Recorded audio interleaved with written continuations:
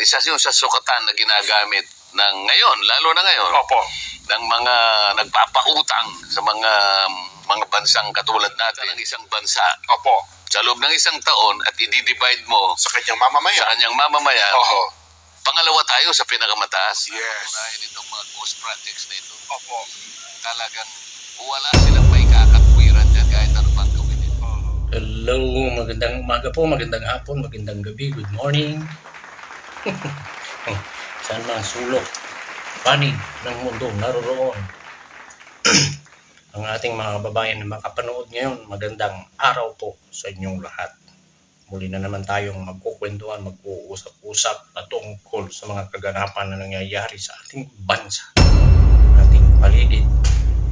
Alam po ba ninyo na ang Pilipinas noon 1960s, ito history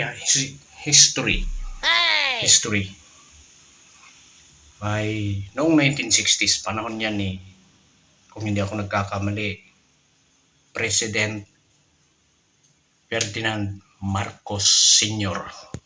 Yan, 1960s. Alam to ng mga ipinanganak ng 1950s, hindi ko alam kung buhay pa sila ngayon.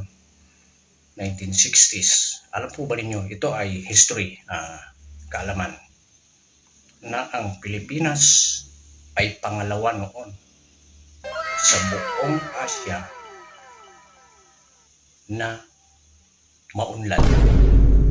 Pangalawa sa Asia noong 1960s. Kung magtatanong po tayo sa mga matatanda na mga buhay pa, yung piso noon, napakataas ang kalidad noon. Ang daming nabibili noon. Ang daming nabibili. Halos katumbas niya yung dollar noon.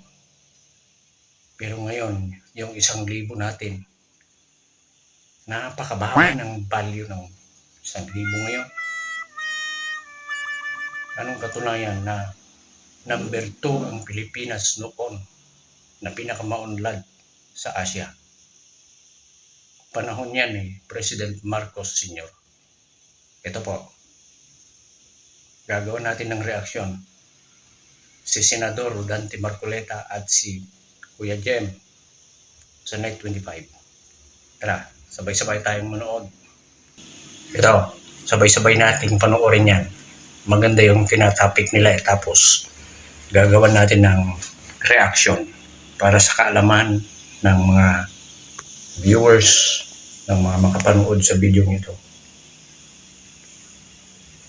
Mantin lamang na pag-uusapan natin ang National Heroes Day, pero isa po sa malungkot, nabanggit natin itong mga petsang ito, Sen. Alam ko, tandang-tandaan niyo po ito, mga 1960s, Sen, kung ang pagbabatayan ay per capita income ng ating bansa, parang pangalawa ata tayo sa, mas mataas pa tayo sa Singapore, Sen, pero bumaba tayo ng bumaba. Tingnan nyo, number 2, pangalawa. Pero unti-unting bumaba. Anong dahilan? Pakinggan po natin, ituloy natin. Kasaysayan ito. Bumaba ng bumaba, kaya nata, parang malalagpasan na rin tayo ng Vietnam ng isa mga dahilan ang nakikita ngayon ay ang korupsyon. Kung 1960s ang pinag-uusapan natin, dapat ikaw ang magsaysay niyan. Dapat nandiyan ka na Ay, Tao.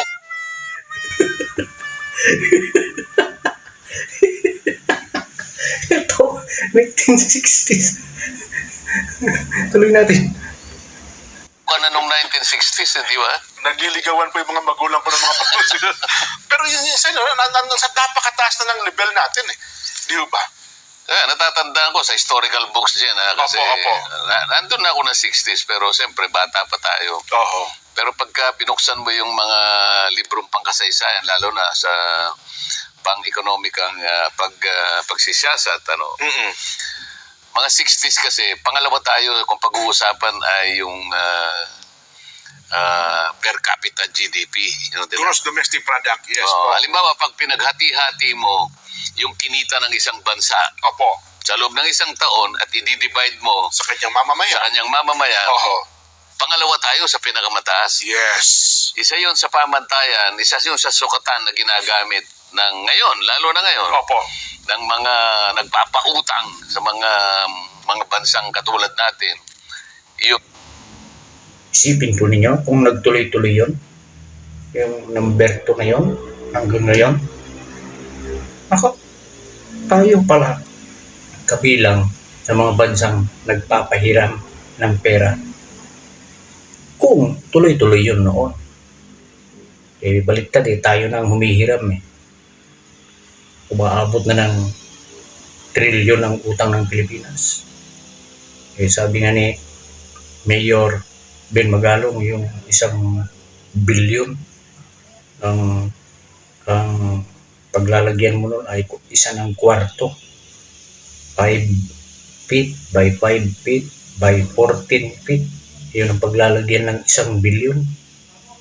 Tapos umuutang lang tayo ng trilyon. Kinukurakot lang ng mga... Ay naku, tuloy natin to. kung per capita GDP. Tama. Ngayon, pagkat maganda ang nauuna ang Japan Pangalawa tayo. Oho. 1960s ito. Mataas pa tayo sa Singapore ng mga time na Mataas yun. tayo. Yes. Kung pag-uusapan, Southeast Asia, Oho. tayo ang pinakamataas. Sa buong Asia, pangalawa tayo. Ang Japan ang pinakamataas ang GDP per capita. Opo. Ngayon, kung susuriin mo yan, sa pagdaan ng mga panahon, maawa ka Oho. Maawa ka. Talagang bumabagsak ng Every 5 years, makikita mong bumabagsak ng bumabagsak. Tinalo tayo ng Singapore, tinalo tayo ng Thailand, tinalo tayo ng Malaysia, tinalo tayo ng Indonesia. Ay, malapit-lapit na tayong talunin ng ng Vietnam at Nalagpasan na ang rin tayo. Cambodia, maaari na tayong lampasan. Paano Grabe. nangyari ito? Pangalawa ka sa Asia. Opo. Eh, Ay, dapat paano mo? pataas tayo ng pataas, halip na pababa. Dapat sana pataas ka na ng pataas. Oho. Maganda na yung momentum mo Isip-isipin mo, 60s agricultural country tayo noon, hindi pa tayo industrialized. Agricultural pa lang tayo, pero nakuha nating pumangalawa sa Asia. Oho. So ngayon, dahil Grabe. Sayang yung pagkakataon na yon, nung panahon na yon. Nung nagbago na ang presidente, wala na. Bumagsak na. Anong nangyari? Patuloy natin itong subaybayan. nakatiwalian na corruption sa bansa natin, bakit hindi babagsak ang bansa mo? Corruption kaya sen talaga ang dahilan kung bakit nagkaganon ang Isa. ating bansa natin? Isa sa pinakadahilan. Ganun po. Isa sa dahilan, corruption. Paano binubulsan ng ibang mga tao yung pondo para sa bayan, yung pondo para sa agrikultura, pondo para sa edukasyon, pondo para sa infrastruktura, binubulsan ng ilang mga tao lang. Kapag kinurap mo ang pera ng bayan, dalawang bagay lang makikita mo riyan Natalo ang mamamayan kasi yung serbisyo na para sa kanila, lalong-lalo na yung nasa panig ng mahihirap, Opo, na ipagkain. nawawala lahat yon. Hindi na ibigay, na ipagkain po. Tama. Pagkatapos yung pera Oho. na dapat gugulin nga para sa kanila, kinurakot pa dinala sa bulsa nila. Oho. Paano mabubuhay? Paano nga asenso ang isang bansa?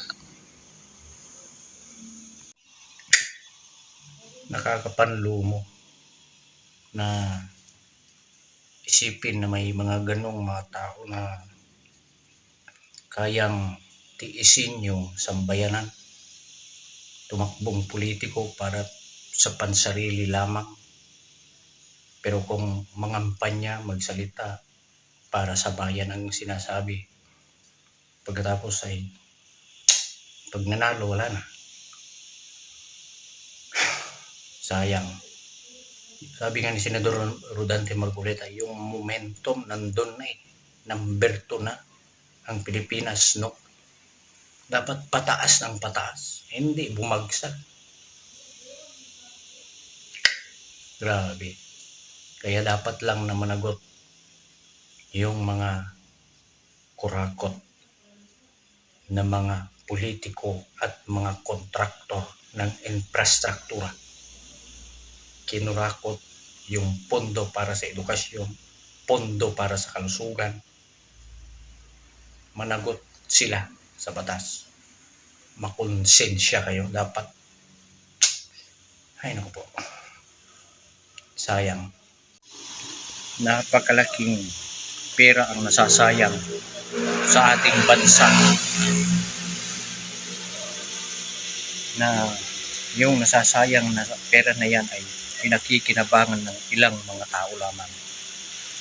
Sayang. Sayang. Talagang kaya ano po ang sabi ni Senador Rodante Marcoleta? Ito po, pakinggan niyo. Sa pagsisimula pa lang nitong lalong-lalo na kapag napatunayan itong mga ghost projects na ito, Opo. talagang wala silang may kakatwiran dyan kahit ano pang gawin nila. Walang katwiran dyan. Sabi niya, pag napatunayan yung ghost project na yan, talagang wala silang maikakatwiran. Humanda kayo. Kayong mga kontraktor, mga nandyan sa likod ninyo, kung sino mang tao na yan, talagang magbabayad kayo sa batas.